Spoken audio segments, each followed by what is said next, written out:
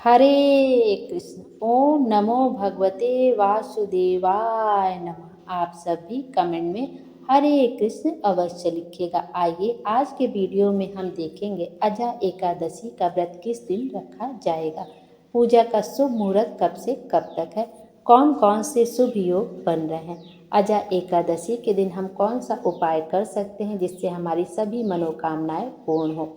सबसे पहले हम सब देखते हैं अजा एकादशी का व्रत किस दिन रखा जाएगा।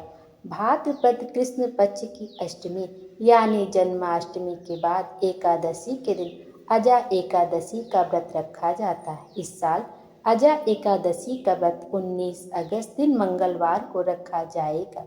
एकादशी व्रत भगवान विष्णु को समर्पित है।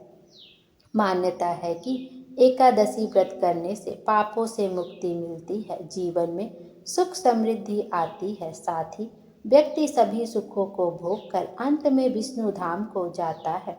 एकादशी व्रत में भगवान विष्णु की विधि विधान के साथ पूजा अर्चना की जाती है। अजा एकादशी का व्रत। अजा एकादशी का व्रत 18 अगस्त को शाम 5:22 पर आरंभ होगा और 19 अगस्त को दोपहर 3:32 पर समाप्त होगा। इसलिए उदया तिथि के अनुसार अजा एकादशी का व्रत 19 अगस्त दिन मंगलवार को रखा जाएगा। एकादशी के दिन पूजन का शुभ मुहूर्त। पहला मुहूर्त है ब्रह्म मुहूर्त में सुबह 4:25 से लेकर सुबह 5:09 तक। फिर अभिजीत मुहूर्त है सुबह 11:58 से लेकर दोपहर में 12:52 तक। फिर विजय मुहूर्त है दोपहर में 2:35 से लेकर 3:27 तक। गोधूली मुहूर्त है शाम को 6:57 से लेकर शाम को 7:18 तक। अमृत काल है दोपहर में 3:32 से लेकर शाम को 5:04 तक। अजा एकादशी पर व्रत पारण का जो शुभ मुहूर्त है वो 20 अगस्त को किया जाएगा। शुभ मुहूर्त है सुबह 5:53 से लेकर सुबह 8:29 तक रहेगा। एकादशी व्रत का पारण द्वादशी तिथि के भीतर ही करना अत्यंत शुभ माना जाता है। इस दिन द्वादशी तिथि समाप्त होने का समय दोपहर में 1:58 पर है। एकादशी में जब भी आप व्रत का पारण करें सबसे पहले तुलसी दल का सेवन करें, उसके बाद ही अन्य कुछ भी आपको ग्रहण करना चाहिए। अजा एकादशी व्रत का फल। हिंदू धर्म शास्त्रों के अनुसार अजा एकादशी व्रत करने से 1000 गौ दान करने के बराबर पुण्य फल की प्राप्ति होती है।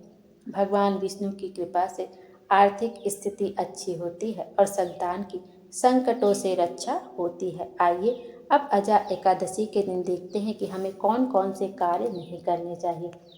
अजा एकादशी के दिन चावल ग्रहण नहीं करना चाहिए। इसके एक दिन पहले भी चावल ग्रहण नहीं करना चाहिए और एक दिन बाद भी कोशिश करना चाहिए कि चावल नहीं ग्रहण करना चाहिए।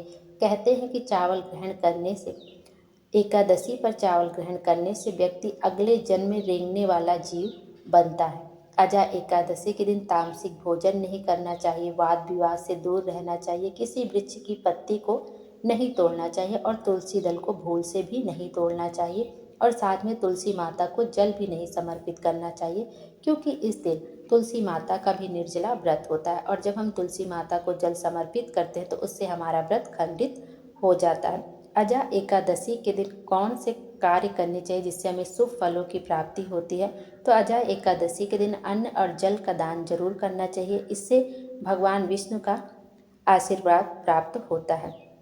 अजा एकादशी के दिन संभव हो तो गंगा स्नान अवश्य करना चाहिए। माना जाता है कि इससे व्यक्ति को मोक्ष की प्राप्ति होती है। आइए अब अजा एकादशी के दिन कौन सा उपाय कर सकते हैं वह देखते हैं। अजा एकादशी के दिन आप मनोकामना पूर्ति के लिए यह उपाय कर सकते हैं और यदि आपके घर में पैसा रुक नहीं रहा है तब आप यह उपाय कर सकते हैं कि आप कमा तो बहुत रहे लेकिन वो कहीं ना कहीं गलत जगहों में खर्चा हो जा रहा है, दवाइयों में खर्चा हो जा रहा है, तब आप यह उपाय कर सकते हैं। आपको क्या लेना है, एक तांबे के पात्र में थोड़ा सा गंगा जल लेना है और उसमें जल डाल लेना है। पहले गंगा जल ही किसी पात्र में डाला जाता है, उसके बाद उसमें जल डाला जाता है।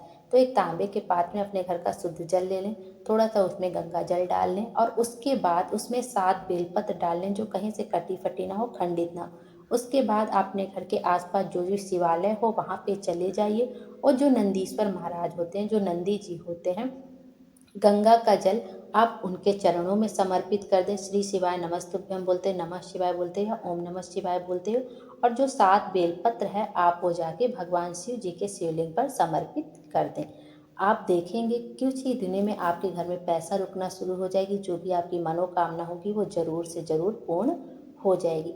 जब भी आप शिवलिंग पर बेलपत्र समर्पित करें तो श्री शिवाय नमस्तुभ्यम में नमः शिवाय बोलते हुए शिवलिंग पर बेलपत्र समर्पित करें।